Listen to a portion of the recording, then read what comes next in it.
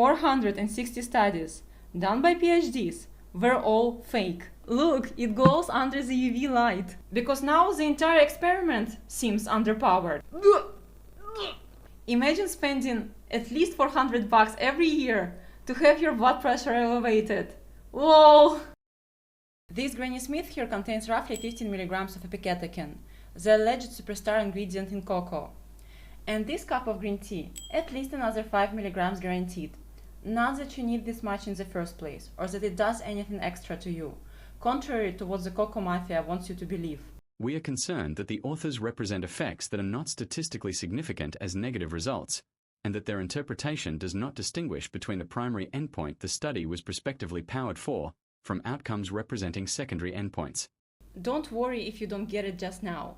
Let's just say that this is Mars Incorporated loading Chekhov's gun and hanging it on the wall in Act 1, so it can go off right into their faces in Act 3. I love chocolate as much as the next person, but when every health influencer is trying hard to shove cocoa products down your throat, you gotta ask yourself, what's up with that? Micronutrients in chocolate like polyphenols and flavanols, and these compounds have been shown to improve endothelial function, to help lower blood pressure, and to improve insulin sensitivity, to tune up your glucose metabolism, among other benefits. Bear in mind, these effects are usually seen with dark chocolate or with cocoa powders. Cocovia was the absolute best in terms of lowest contaminants and very concentrated flavanols. And in fact, the Cocovia itself was used in several of the randomized controlled trials that I just mentioned. What she didn't tell you is that Cocovia is a product of Mars Incorporated, the giant confectionery corporation, and that the studies that used it were sponsored by Mars itself. By pure coincidence, apparently. Together with Pfizer, they funded this huge clinical randomized controlled study that lasted several years with more than 20,000 participants enrolled, the Cosmos trial. And spoiler alert, they didn't find shit. Nada. Zip. Zilch. So I give it to my mom. I also take it. In fact, I've got my brand of Cocovia right here on my desk. Yeah, we're talking about the good stuff, right? We're talking about chocolate. And is this good for your heart? I'm Dr. Wesley Tyree. I'm a cardiologist in the Scottsdale area. You know, you got to look at chocolate as dark chocolate because it's not the sugar, it's not the fat in chocolate, it's the cocoa content. And the higher the cocoa content also has flavonoids. The benefits of, endothelial function, which is blood vessels, the lining of blood vessels, and how it helps those blood vessels interact with the body and relax. It helps lower blood pressure in some cases. This is the Ghirardelli square we're talking about here. This is broken off from something like this. We don't recommend taking this all in one setting. One food you probably didn't realize is good for your gut health and high in fiber. Dark chocolate. And just a serving of it has around 3 grams of fiber. That's around 10% of your recommended fiber intake in just one tasty mouthful. Brian Johnson's video where he leaks nanoparticles of chocolate bars is a funny one as well. Dark chocolate is good for cognitive function and heart health and many other things. What you want to look for is flavanols. On the bad side, they can be high in heavy metal content.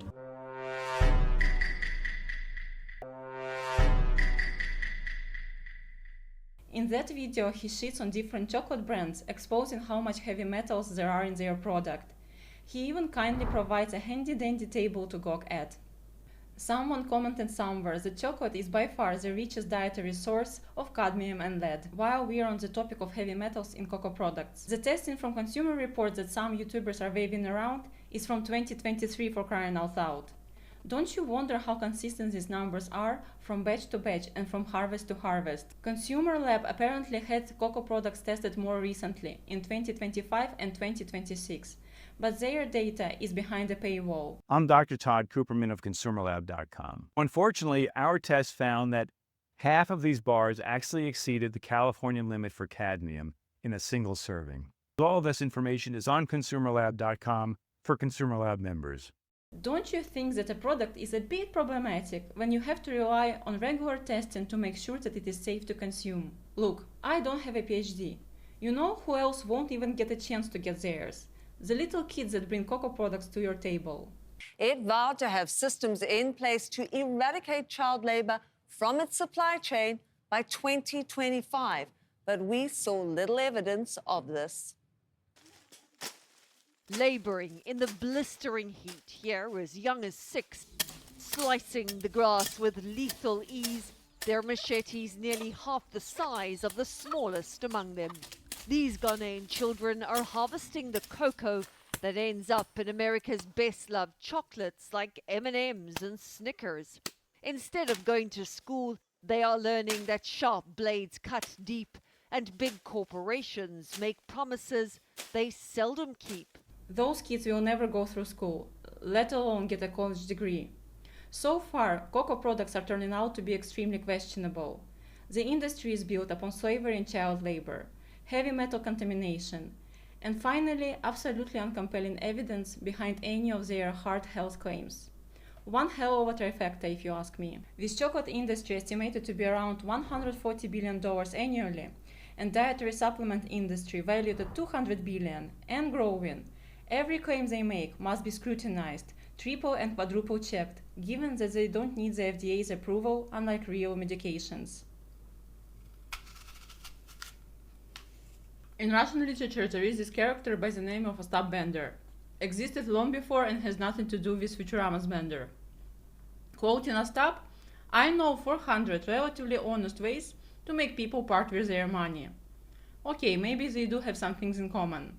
It's not that I don't trust big corporations and big capital. It's just I really don't trust big corporations and big capital, for they have had a long and bloody trail of lying, deceiving, manipulating both data and public opinion. Need I remind you of Radium Girls, Pacific Gas and Electric Company poisoning local water supply, Monsanto and fake research paper on their Roundup herbicide safety, Boeing 737 MAX and their faulty planes cover-ups that resulted in more than 300 deaths, Volkswagen Group and their fake nitrogen oxide emissions report, aka Dieselgate, Apple slowing down their older iPhone models to supposedly preserve battery life, a recent paper and honey scam, which was outright racketeering and mass-scale money theft. And Coca-Cola will definitely get an honorary mention later in the video. I've looked into science behind cocoa flavanols and cardiovascular health, and the entire shtick seems to be nothing more than a shameless cash grab. There are basically two questions that need to be answered. Are flavanols truly beneficial as everyone maintains they are? And is cocoa the only dietary source to get them? I'm not going to pretend to know chemistry. All I knew that flavanols were referred to as polyphenols, and I also found this neat taxonomy tree that showed that flavonoids belong to this superclass of phenylpropanoids and polyketides. I might not be 100% technically correct all of the time.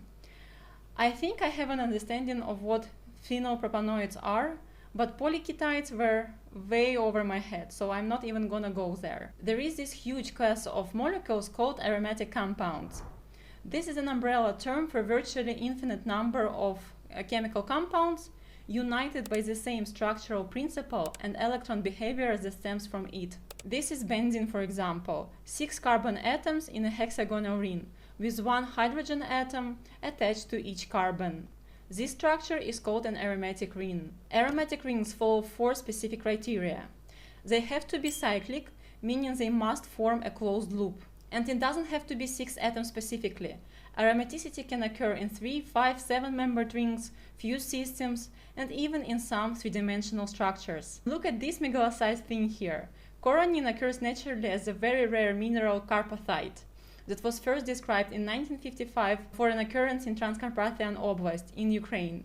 It was named after the Carpathian Mountains. Look, it glows under the UV light.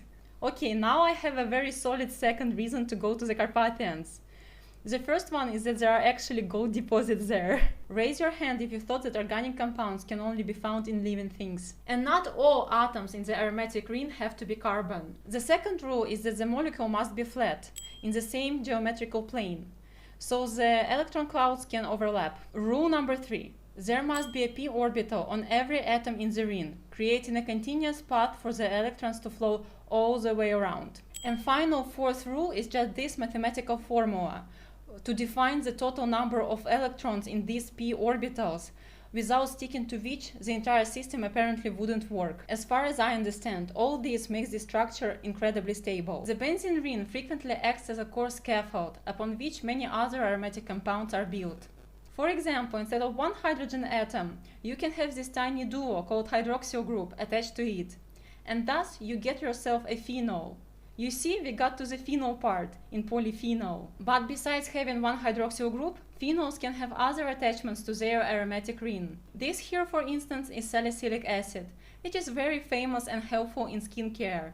If you, like me, have oily skin prone to acne. I have a face cream with salicylic acid from a Ukrainian brand that I really love for its simple yet very effective formula. And here's another attachment to the ring, which makes phenolic compound known as paracetamol. And finally, we can now look at polyphenols. Prefix poly, as you know, means many in Greek. Polyphenols are molecules that have multiple hydroxyl groups attached to their aromatic rings, like gallic acid right here. And I think I'm starting to get the hang of how to read chemical names. I see that there are 3 hydroxyl groups, hence tri and hydroxy parts in the name, and they are attached to carbons number 3, 4, and 5 of the ring. It's very cool. Gallic acid is an example of one aromatic ring with multiple hydroxyl groups. Curcumin, on the other hand, has 2 aromatic rings with 1 hydroxyl group attached to each. That other thing is a methoxy group, but it's still considered a polyphenol because overall the molecule has got more than 1 hydroxyl group attached to its aromatic rings. Here's an excerpt on polyphenols from Wikipedia. Aromatic compounds play key roles in biochemistry of all living things. The 4 aromatic amino acids histidine, phenylalanine, phenylalanine, tryptophan and tyrosine each serve as one of the 20 basic building blocks of proteins.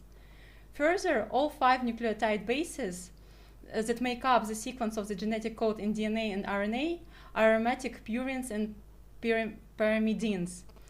The molecule heme, as in hemoglobin, is a protein that carries oxygen in your blood, contains an aromatic system with 22 p electrons. Believe it or not, we have finally arrived at flavonoids. Why they belong to the superclass of phenylpropanoids. While the term polyphenol describes their structure, being a phenylpropanoid tells their origin story. Phenylpropanoids are compounds typically derived from amino acid phenylalanine. Take a gander at this neat flowchart. It shows exactly how different flavonoids are made. We start with our amino acid L-phenylalanine. Then phenylalanine ammonium liase removes amino group. Basically, we get rid of nitrogen and accompanying hydrogen atoms. Then cinnamide 4-hydroxylase adds a hydroxyl group to the 4th carbon. And then through a chain of different chemical conversions, we get flavans, flavanols, get this, flavanols and flavanols, isoflavans, proanthocyanidins and anthocyanins. To wrap the topic of aromatic compounds up and move on to dietary sources, I really have to mention one more thing. Haha, that's the name of my channel. Funnily enough, terms aromatic compound and aromatic ring are such wild misnomers because they have nothing to do with smells. The first known use of the word aromatic as a chemical term, namely to apply to compounds that contain the phenol radical, occurs in an article by August Wilhelm Hoffmann in 1855. If this is indeed the earliest introduction of the term, it is curious that Hoffmann says nothing about why he introduced an adjective indicating olfactory character, to apply to a group of chemical substances, of which only some have notable aromas. Now that we've more or less covered all the technical stuff, let's talk about food. To put things in perspective, the Cosmos trial, sponsored in part by Mars, had all the Cocoa Arm participants take 2 capsules per day for more than 3 years of their trademark cocoa powder, containing 500 milligrams of cocoa flavanols, including 80 milligrams of epicatechin, which is supposed to do all the heavy lifting. How much is that in chocolate bars? A full fucking 100-gram bar of dark chocolate, if you get the one that happens to be particularly rich in flavanols. Researchers from India tested several brands back in 2014. If you are lucky, a serving size of 40 grams will contain approximately 30 milligrams of epicatechin, so you will need to eat an entire 100-gram bar to get 80 milligrams. And 150 grams if your chocolate contains closer to 20 milligrams per serving size. Interestingly, Lind's 70% cocoa has higher content of epicatechin than 85 or 90%. Same goes for Ghirardelli chocolate, where 72% chocolate bar has more epicatechin than that of 85%. Now, the percent cocoa or cacao that you see on products is not a reliable indicator of the flavanol level. In fact, this 86% Ghirardelli bar actually had only a third of the amount of flavanols we found in the 72% bar. Now, the reason for that is because the percent cocoa or cacao includes both cocoa solids, which are high in flavanols, and cocoa butter, which has virtually no flavanols. So a product like this, where we find so little in terms of flavanols, it means that it's made with a lot more cocoa butter than cocoa solids compared to the 72% product. This again, as with heavy metal contamination, raises a question of how consistent these numbers are across different batches and different harvests. By the way, I looked up Ghirardelli chocolate because I've never heard of this brand before. It now belongs to Swiss corporation Lindt & Sprüngli. But the interesting fact is that Italian chocolate maker Domenico Ghirardelli moved to San Francisco during the California Gold Rush. He was a 49er, and I have a YouTube short about 49ers. This is the Ghirardelli square we're talking about here. Ghirardelli square is 170 calories per serving size. For me, it is 10% of my total daily calorie allowance. What am I supposed to swap out to squeeze in your fucking useless blob of fat? Is there an honest-to-God physician that would genuinely recommend adding 170 calories worth of chocolate to your diet on a daily basis? Good thing is that you don't need to eat this much chocolate. In fact, you don't need to consume any cocoa products at all to get all the benefits from flavonoids. A moment of appreciation for the US Department of Agriculture. They are doing God's work with their Food Data Central. You can find virtually any food item there and see its nutrition fact sheet in great detail. In the past, Google used to show a lot of it when you Googled for nutrition facts for fruit and vegetables. But now it's been truncated to just calories for some reason. USDA have released these two dope documents available online. USDA database for the flavonoid content of selected foods, and USDA database for this second thing here. And look who we have here! It's Schroeter and other Mars cronies. They have been working for Mars since at least 2006.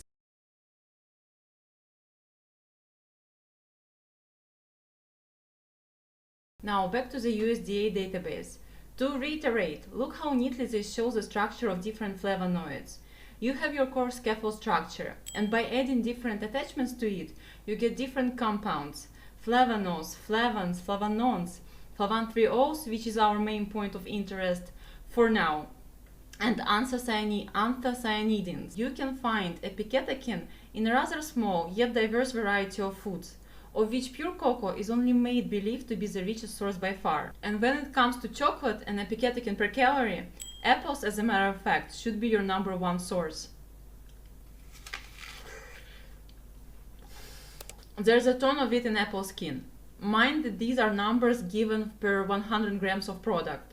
So an average Granny Smith apple might contain around 15 milligrams of epicatechin. And there's another thing. 7.11, this is the average value, meaning that some apples may contain as low as 2 milligrams per 100 grams, and the others may contain up to 12 milligrams per 100 grams. Circling us back to the question of to what degree the epicatechin content fluctuates between different batches of cocoa. Red Delicious beats Granny Smith with almost 10 milligrams of epicatechin on average. Oh my gosh, sweet cherries! I love those! I can eat a kilo in one go with zero regrets. And different kinds of berries also have modest amount of epicatechin, like blackberries, cranberries, and raspberries. Whoa, hold your horses, look at broad beans. What exactly are broad beans? They're also called fava beans. I've never heard of them in Ukraine. Біб кінський. Що воно взагалі таке є? I've watched Violin MD's video, and I know that they are high in oxalates, which can mess up with your kidneys, so better not to gorge on them excessively. By the way, isn't chocolate also high in oxalates? Oh, but those were immature seeds, whereas the mature ones don't contain epicatechin at all. How interesting. And brewed tea contains decent amounts, and 0 calories. Look, especially the thing right here. Look how much epicatechin is there. Black grapes deserve a special mention. But again, epicatechin is mostly found in skin and seeds. And grape seeds aren't exactly the most pleasant thing to grind through. But if you're into wines, this is the reason why they, especially varieties like Cabernet Sauvignon, have also high amounts of epicatechin. In winemaking, grape seeds are a byproduct of pressing and fermentation. What happens to them depends on the type of wine and the business model of the winery. Red wine. Seeds usually stay with the skins and pulp during fermentation, the pomace, for some time. This helps extract tannins and some phenolic compounds, which add structure, bitterness, and aging potential. Grape seeds are then used to extract oil or as grapeseed extract, which makes a great contender to cocoa epicatechin. Not that you need this in the first place. I can't stress it enough that Mars's own clinical trial didn't show any benefits of loading on epicatechin. Here's one cool research paper coming from Greece. They wanted to know how flavanols preserve in different humidity. So they extracted phenolic compounds from grape seeds, and they arrived at almost 9 milligrams of epicatechin per 1 gram of dry extract. It's interesting to see how the amount of epicatechin and catechin goes down as time elapses, but apparently because it breaks up into gallic acid, the latter actually goes up. That's why you never underestimate the power of a small silica gel sachet. Corporations and shrewd businessmen like Brian Johnson are pushing cocoa flavanols so hard because of the markup. They don't want to sell you grapeseed extract because grapes are so ubiquitous. They grow everywhere and relatively cheap. It's much more lucrative for the industry profiteers to dupe you into buying 70, 90, 110% cocoa chocolate or the finest cocoa powder from the upper slopes of Mount Nicaragua. Also, there are bulkier compounds of flavanols like epicatechin 3-gallate and epigallocatechin 3-gallate, which are found in large quantities in carob flour, which is, by the way, one of the ingredients in Mars's cocovia powder. And finally, there are proanthocyanidins, which are basically epicatechin attached to itself in different ways to create brand new molecules. So a single epicatechin is a monomer, 2 linked together are called dimers, and 3 or more are called polymers. Epicatechin dimers are found in large quantities in cinnamon. But here's the catch. Google says that only 10% of dimers gets absorbed into the bloodstream, with ECG and EGCG getting absorbed even worse. But that's just one group of flavonoids. Flavonoids are found in fruit and vegetables such as red onions, red cabbage, kale, citrus, herbs and spices like parsley and dill, and berries, of course. Basically, nitric oxide boost is the alleged mechanism behind blood vessel relaxation. The operative word is alleged here, since the science behind it is lackluster to say the least. Interestingly, nitroglycerin, which I think is more famous for its explosive qualities, was first and is actually used as medication to lower blood pressure.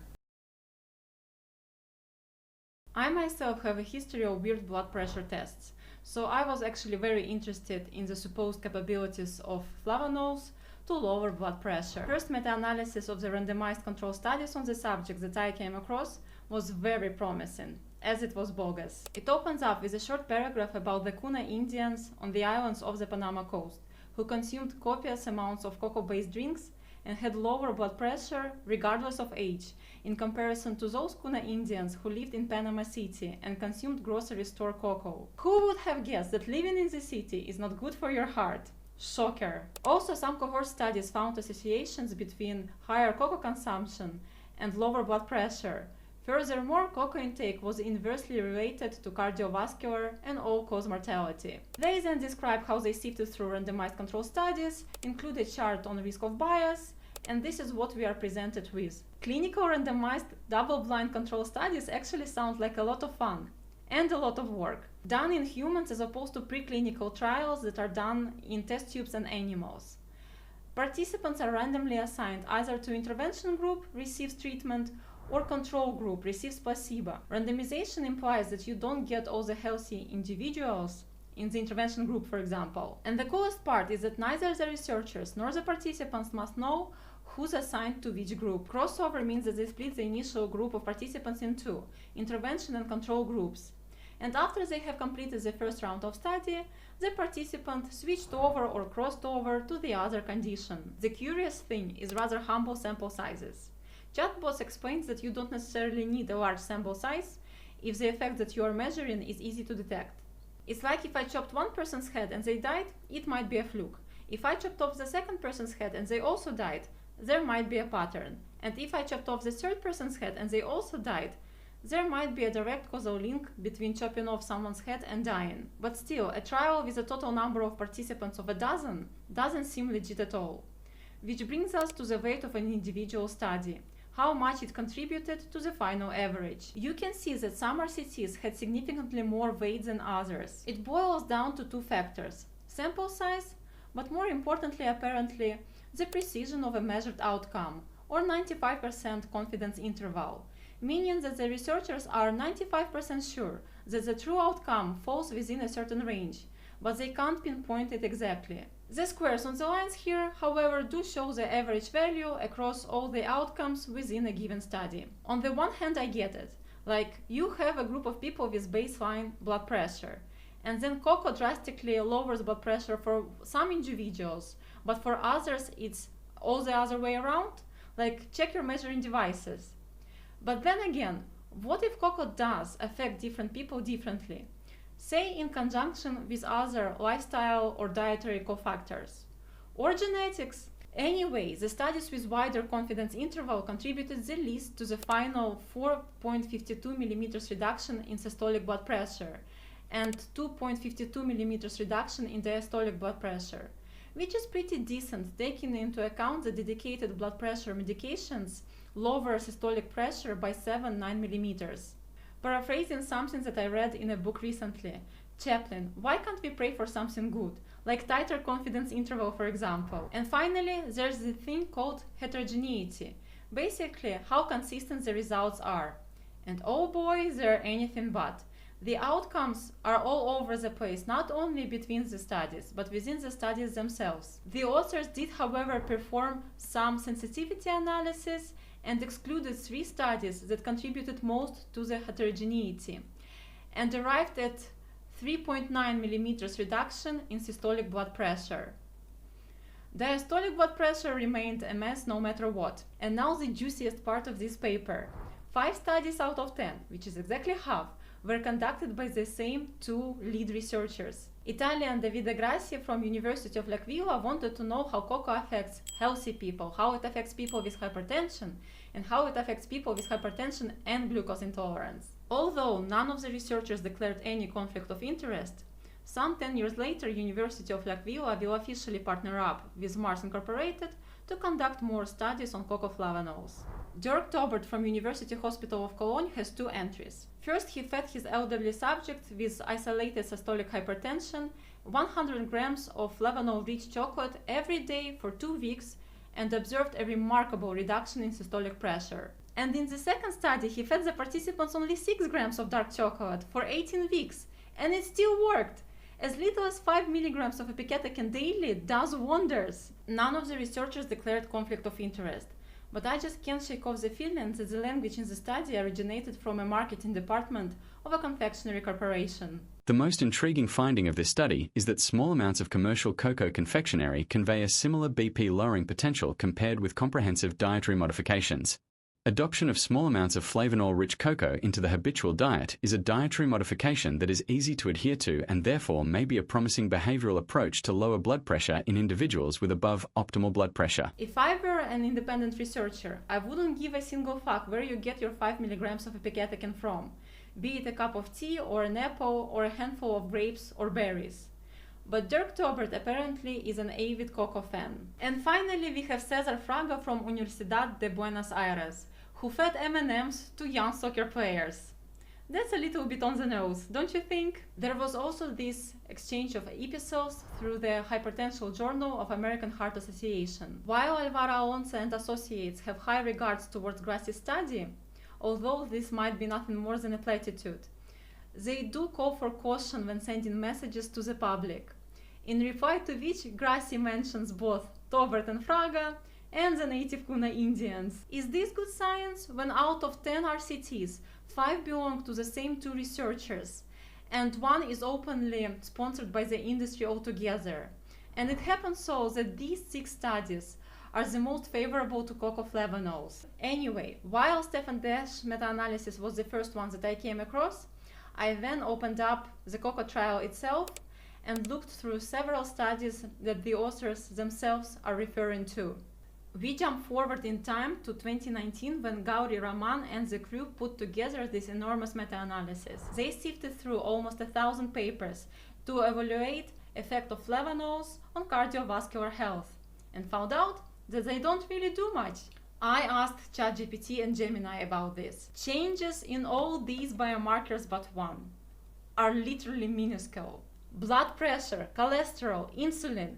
Tiny changes across the board that are not worth spending $400 annually. Yes, in this meta-analysis, one biomarker really stands out, and that's FMD, flow-mediated dilation. But there's a kicker and you're gonna love it. In their work, Gauri Raman and the researchers point out that the biggest improvement in FMD was actually seen in the lowest quartile of flavanol intake. I kid you not. And of course, there's still high degree of heterogeneity. Cocoa flavanol's effect on your cardiovascular biomarkers is more volatile than Bitcoin on a bad day, for God's sake. Given how the industry is churning out biased research papers, I would take even these outcomes with a grain of salt. Here's one meta-analysis on FMD as an example. There's our industry-sponsored Schroeter and Heiss, who openly collaborate with Mars. Here's Gracia again. Davison is sponsored by Mars as well, and they also refer to Gracia's work as high-quality research. I didn't even look through the rest of the papers, but my 95% confidence interval tells me that there are probably more industry-backed studies that are complete garbage. Isn't this like the holy grail of bias in research? We studied our own product and found it to be the most beneficial. It lowers blood pressure, improves cognitive function, whitens your teeth, polishes your car, and increases Dow Jones by 500 points. Now shut up and give us your money. At this point, I got curious to see what research on tea and flavanols says. And look, here's Davide Gracia again from University of L'Aquila. He's everywhere! And suddenly, player 3 entered the arena. Why would Unilever be interested in tea research? That's why. Although they sold most of their tea business in 2022. In their other research paper, Gauri Raman and associates also include this neat heat map showing the source of flavanols used in different RCTs and the most common outcomes. Can we conclude the effectiveness of flavanols is directly proportional to the amount of corporate involvement behind the product? It was the research by Unilever R&D team on epiketocin that prompted Mars to write a disgruntled letter to the American Journal of Clinical Nutrition that I quoted at the beginning of the video. In their 2015 study, James Dower had participants receive epiketocin, quercetin, or placebo capsules daily for 4 weeks in random order. The primary outcome was the change in flow-mediated dilation from pre to post-intervention. Secondary outcomes include other markers of CVD risk and vascular function. Which finally brings us to the Cosmos trial!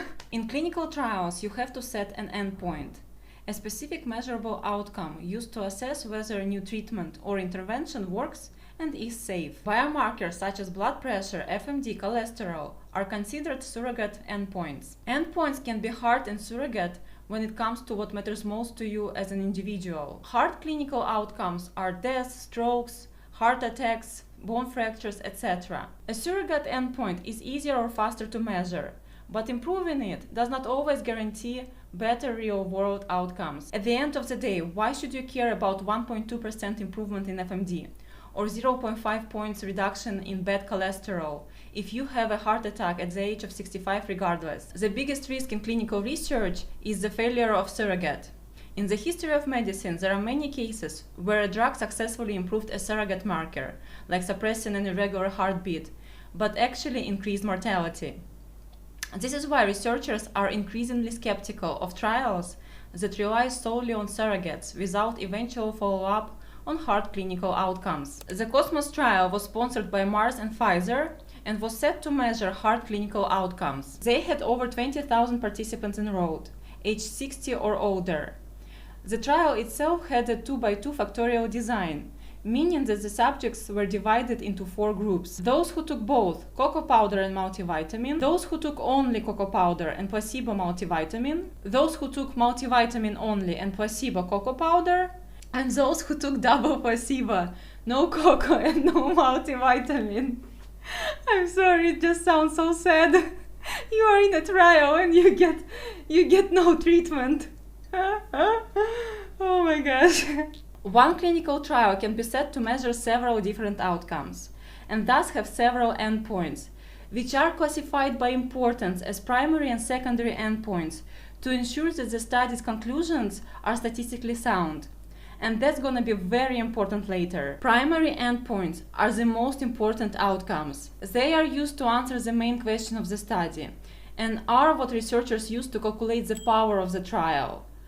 the duration of the trial, and how many participants are needed to see a real effect. Secondary endpoints could be important too, but the thing is that the study may simply not be powered strongly enough to prove them definitively. And the coolest part is that researchers must define these endpoints before the study begins to prevent data dredging, the practice of looking for any positive result after the data has already been collected. For the cocoa extract arm, the primary endpoint was a composite of total cardiovascular disease events like heart attacks, strokes, etc. For the multivitamin arm, if you are wondering, the primary endpoint was different: total invasive cancer incidence, excluding non-melanoma skin cancer. And in both cases, the result didn't reach statistical significance. The cocoa extract arm saw 10% reduction in cardiovascular disease events, but it's not enough to prove that this was anything more than random luck. It had to be 15%. And then there are the secondary endpoints, where they looked at each event separately in hopes to fish out marketing-worthy outcomes, as they did with CVD death. Cocoa extract supplementation also reduced death due to cardiovascular disease by 27%. Bullshit. Now, go to any random number generator that can emulate coin tosses and set the number of coin tosses to 10 and run several tests. Can we expect that each set of 10 tosses will be equally divided 5 to 5? Not at all. You can get 8 heads and 2 tails, and it's just a statistical fluke. Can you evaluate the fairness of a coin if you are only given 10 tosses? No, because it's susceptible to an extremely high degree of bias. If you get 8-2 by pure chance, you might think that the coin is rigged to favor one side over the other.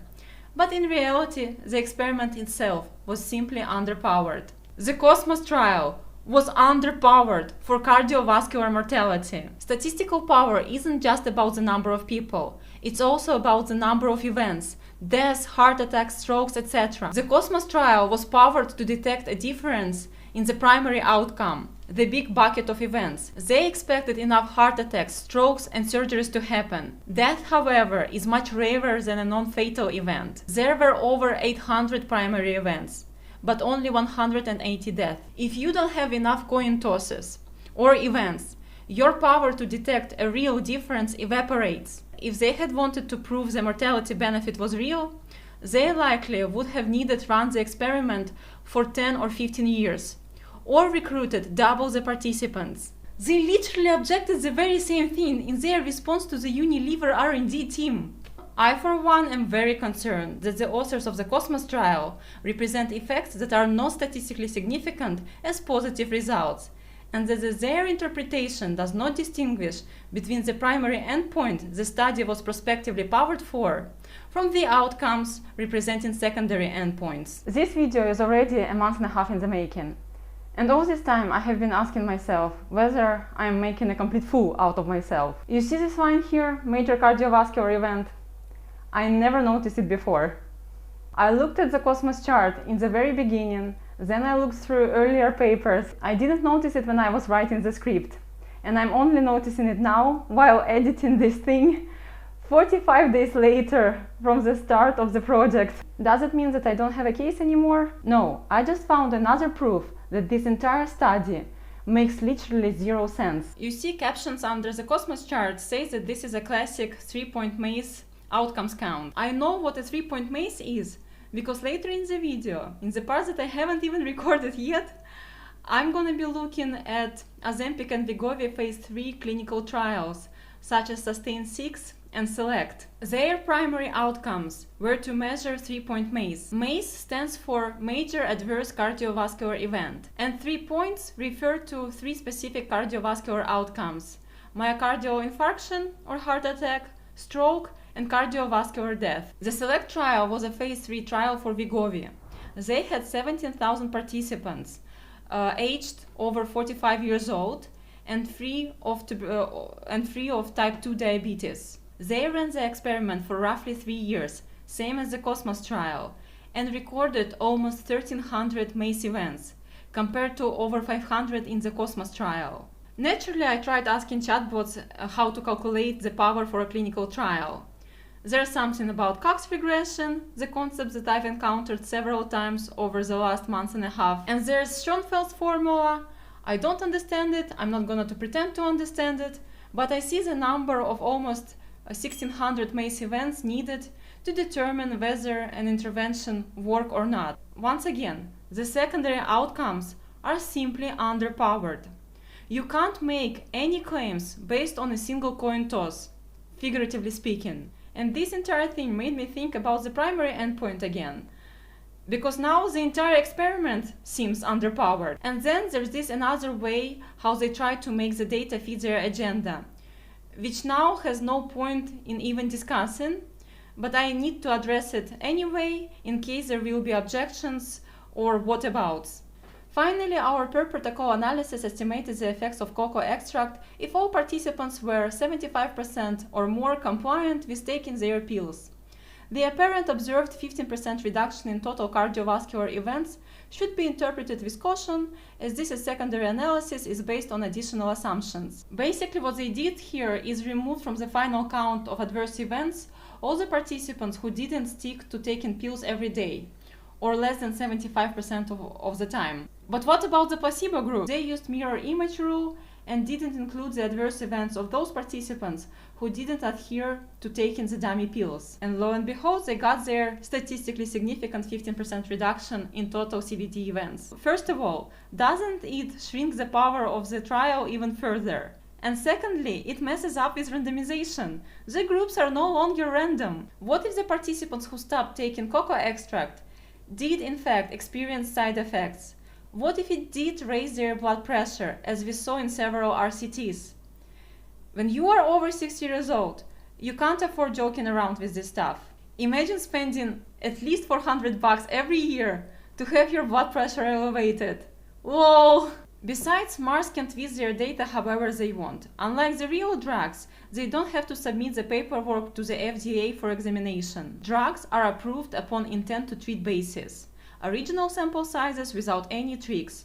There's even this expression, once randomized, always analyzed. In Wegovy phase 3 trials, 16% of people in the intervention group quit taking semaglutide due to adverse side effects like vision impairment, nausea or constipation. But nonetheless, the signal of the drug effectiveness was strong enough to be detected even then. In intent to treat analysis, the cocoa extract showed 10% reduction in total CVD events, which isn't statistically significant, and it would have never been approved to be sold on the market as a drug.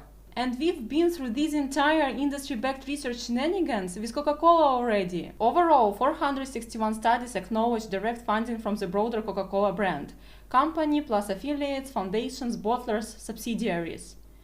In 2015, reporting reveals that Coca-Cola funded the Global Energy Balance Network, GEBN, a group of academics promoting the message that obesity was mainly about lack of exercise and energy balance, rather than excessive calorie intake or sugary drinks. The group later shut down after scrutiny. A later peer-reviewed analysis of Coca-Cola emails concluded that the company sought to influence public health researchers connected to GEBN and shape messaging favorable to its interests. Again, 460 studies, done by PhDs, were all fake. And you'll be eating heart-saving chocolate without guilt. And when somebody tries to tell you that chocolate isn't good for you, just send them this video and call them an uneducated buffoon. I thought that Nick was this cool, genuine person. Turns out he's either a sellout or simply brain dead. And I honestly can't decide which is worse. The topic of chocolate has become a real eye-opener for me regarding many health-related YouTubers. It is a bit terrifying to see how easy it is to create a false narrative. Lies races the world in 7-league boots, while the facts are just getting out of bed. Again, something from Catch-22 that I just finished reading this spring. And I started it during COVID lockdowns in 2020. Because I really got them over a barrel now. There's an official report that says I was stabbed by a Nazi assassin trying to kill them. They certainly look silly trying to court-martial me after that. But Yasaryan, Major Denby exclaimed. There's another official report that says you were stabbed by an innocent girl in the course of extensive black market operations involving acts of sabotage and the sale of military secrets to the enemy. Yasaryan was taken back severely with surprise and disappointment. Another official report? Yes, Ariane, they can prepare as many official reports as they want and choose whichever one they need on any given occasion. Didn't you know that? You don't have to buy everyone. You buy the opinions of a selected few, and the rest will follow suit, simply because they all share a single functioning brain cell among themselves. Does it make any difference to you that the person that you rely on to make healthy lifestyle choices lies to you because they have their hand in the cookie jar or because they are plain stupid? How can all these PhDs and medical doctors be trusted after their integrity has been so severely compromised? And here's Lane Norton. Guess who sponsored the Flaviola study? Mars Incorporated. The world is indeed bipolar. Literally, but also figuratively. Coffee, chocolate, fast fashion, all built on slavery and exploitation. Only about 6% of the value of a chocolate bar makes its way back to the farmer. And look, I'm not saying that those companies aren't adding real value to their part of the process. They are. It has always been like this, and will likely remain so during my lifetime. I read 100 Years of Solitude as a teenager. I knew about the banana massacre in Colombia in 1828, when American United Fruit Company sent 700 army troops to suppress worker strike for dignified working conditions. It happened 100 years ago, and yet here we are. Everyone gasps, shakes their fist in outrage, then shrugs it off and carries on with their lives, relieved that the injustice didn't happen to them. Did you know that Africa has the lowest rate of internet access in the world? 20 to 40% of African population has access to the World Wide Web, as opposed to 95% in the European Union and the United States of America. As if slaves need the internet, am I right? Slaves must work in plantations, but Brian Johnson and CEOs of American and European corporations need their mansions, luxury cars, and private jets. Trickle-down economy, my ass. Oh, it trickles down all right, from the places you don't want it to trickle from. We're here at Lindau, where 30 Nobel laureates and 600 young scientists from all around the world have conversations that really don't happen anywhere else about the future of science. Mars is a privately held, family-owned company. We think in generations, and science is really crucial for helping us both thrive today and create the world we want tomorrow. You've built your business on child labor, for fuck's sake. Like this young girl who said that at this point she'd already been farming cocoa for 5 years. I was brought here by my aunt. I was told I would be helping with the baby, but instead I only do farming. She says she wants to go to school, but her uncle can't afford to send her. My uncle says he struggles to pay for his own children, so if I join them, he will not be able to buy the school books. We asked if she misses her family. Yes. Do you hear from them? No. Have you ever been back to visit them since you came here?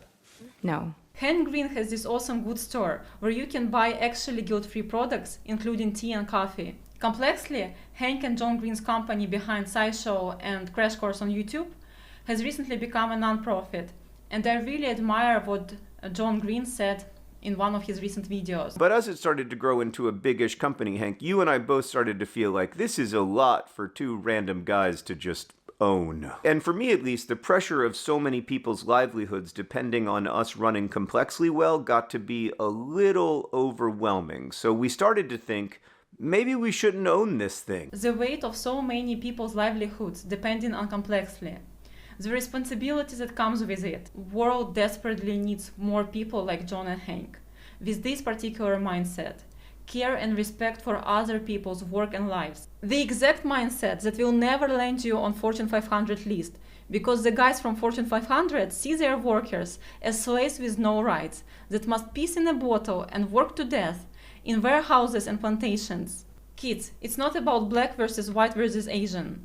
It's about working class against capitalism. I'm from Ukraine. We know firsthand how life can be gruesomely unfair for no particular reason, because there's a bully that can get away with it. However, when Queen of England died, Ukrainian social media was a pathetic site where every single account thought they needed to express their condolences at this great loss. Or I love how the Ukrainian media keep track of everyone who is still doing business with Russia. And yet the Ukrainians stood with Israel after October 7th attacks in 2023. And we have plenty of Israeli imported goods in our stores. And the irony is lost on 95% of Ukrainians. I'm not going to tell you how to live your life. For myself, I had decided to part with cocoa-based products and bananas although I consider the latter to be the marvel of nature and engineering. They come prepackaged, they're tasty, they're healthy, and they were the main source of potassium for me. But I'm just so sick and tired of the corpus bullshit. Wherever I can, I refuse to give them my money. I refuse to knowingly support and endorse slavery and war. Fuck Mars, Nestle, Chiquitas and all that. One can't even treat themselves to instant noodles without giving money to corporate bros.